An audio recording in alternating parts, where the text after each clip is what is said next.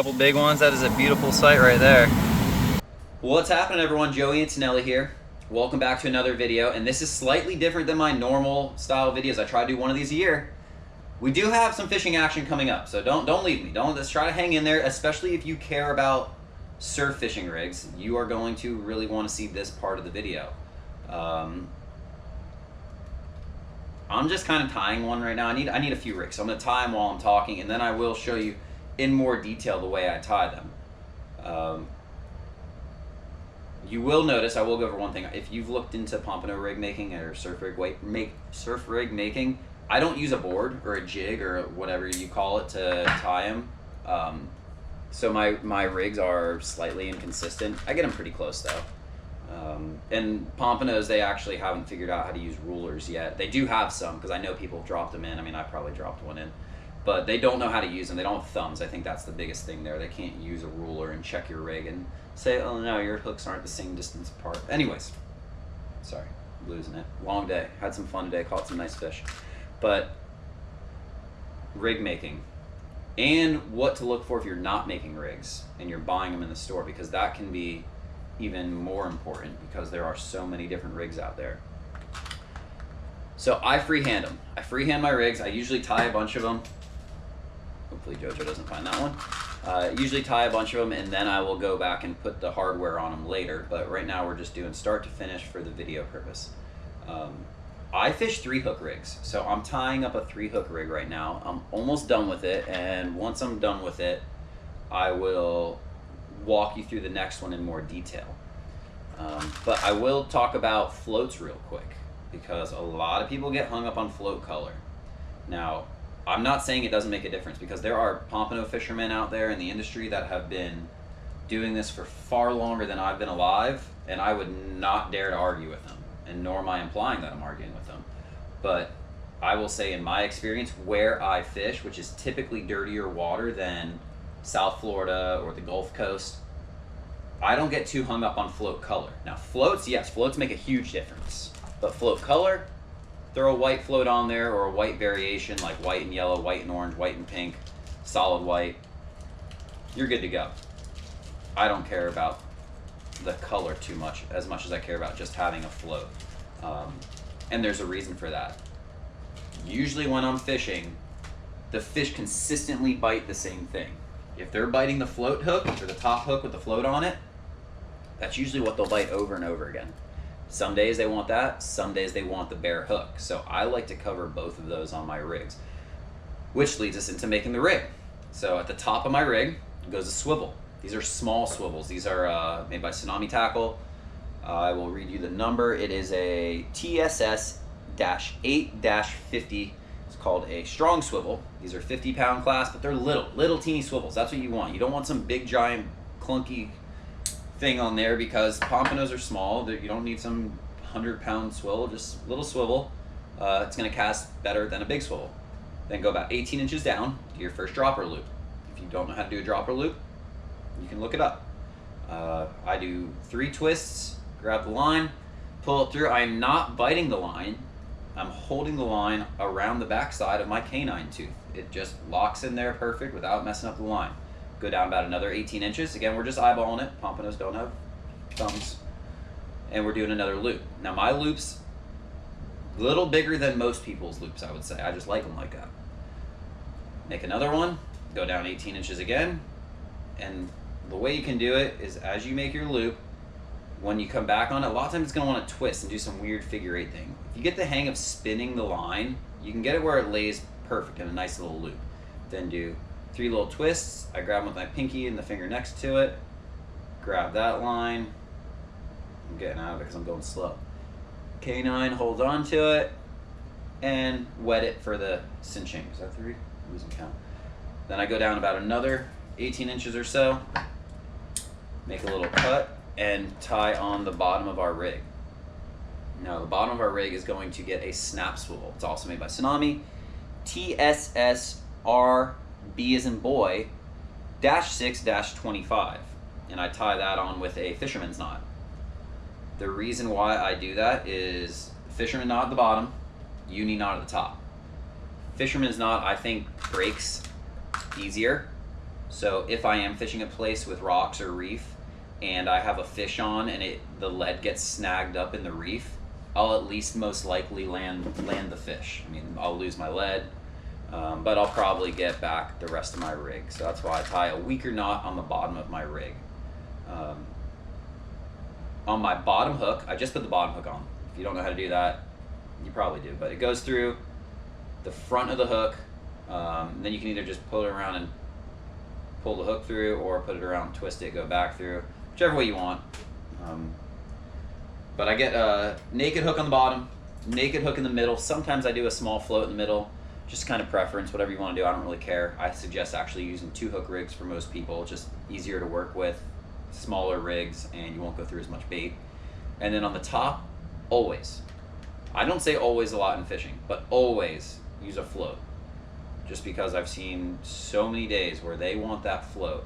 And this particular float I'm using, it's a Tackle Crafter float. They have it on their Gold Series rigs. I love it. So most floats do that, or beads do that, and that's all good. But get a little wrap on there. I think this is how their rigs come. But that float, you mash it up onto the eye of the hook, and it's snug, it stays there, it holds that bait out. I love it. I love that hook, or that float. The hooks, I didn't talk about the hooks. The hooks are probably the most popular Pompano fishing hook. It's the 2.0 Eagle Claw. I don't remember the number, but you'll find them on a ton of different rigs. So that's what I do. Naked on the bottom. A little bit of an explanation why too. Naked hook on the bottom, naked hook or small float in the middle. When I say small float, I mean something like one of these guys right here, these little yellow things, or it doesn't matter, whatever color you want to do. Yellow, green thing. Little float or no float in the middle, and definitely a float on the top. So I will also take this moment to add a shameless plug. You'll notice in this video I'm wearing a shirt while we start fishing. Super cool shirt. It's got pompano on it, it's got sand fleas, it's got all sorts of cool stuff, and it pretty much guarantees you to catch more pompano. So that's on my website, jantogear.com. Get it just in time for the holidays. And also on the table, I got a couple of my custom cork hats made by yours truly. The School of Pompano design and just the single pompano design. But I can do pretty much whatever you want. I got them all on my website. The hats will probably, definitely, maybe also help you catch a lot more fish in the surf. So add that on there. jantogear.com, shameless plug. I don't do that many of them in the videos, but this seemed like an okay video because it has a lot of talking in the beginning of it. But that is enough of the talking. Let's go out with my buddy Rio and go rip some lips on some pompanos.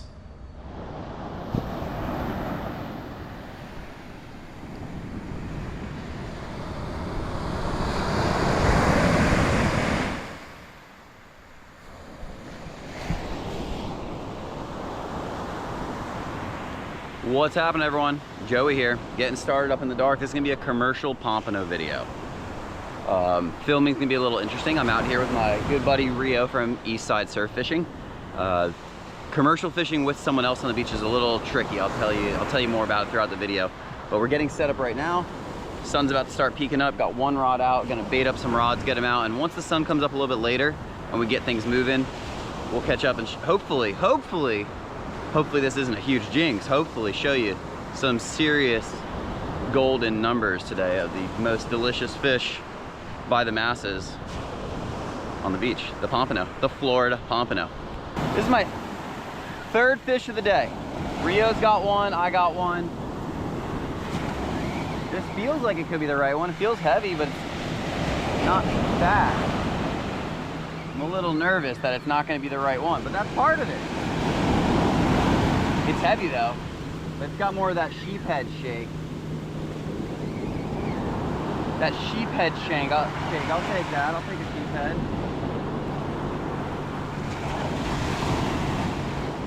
Oh, meow meow. Woo! Cut. Redo. Is it on? Quick break from our kitty cat action, mostly for not more kitty cat action. Although that's kind of what it feels like. Shh, you know nothing.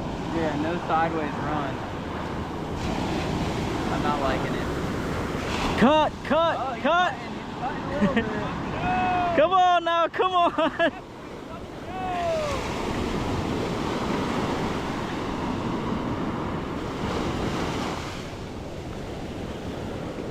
Silver whiskered pompano.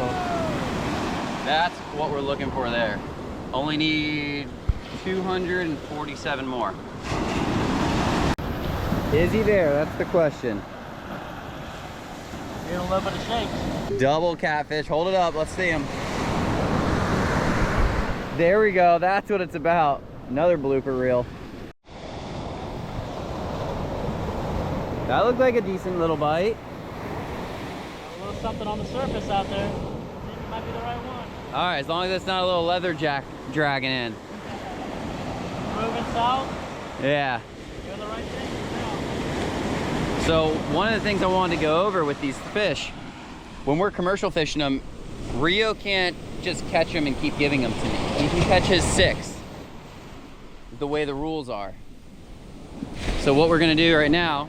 Ready? Yep, I'll switch over. Switch over, I take it from him, and now it's not a landed fish for Rio. Doesn't count for his 6. It's a landed fish for Giuseppe. Whoa. Oh, look at that back bite.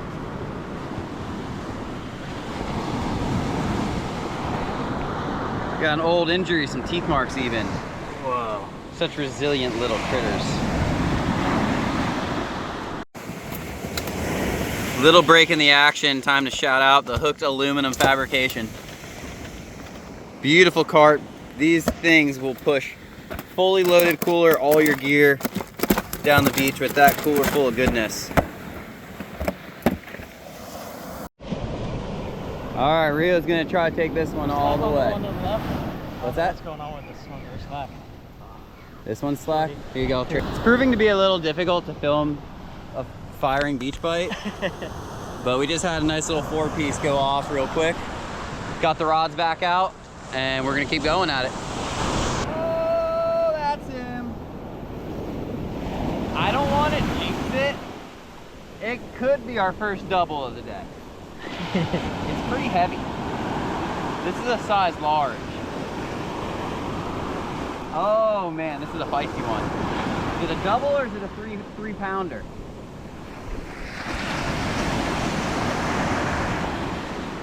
Either way, beautiful thing.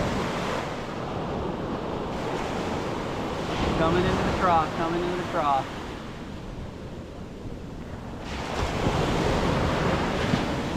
Coming in, coming in.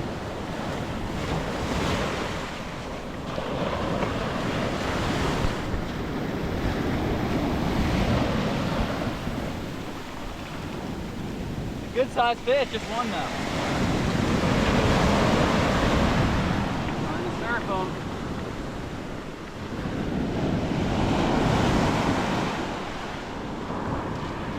Oh, my rig was a little tangled.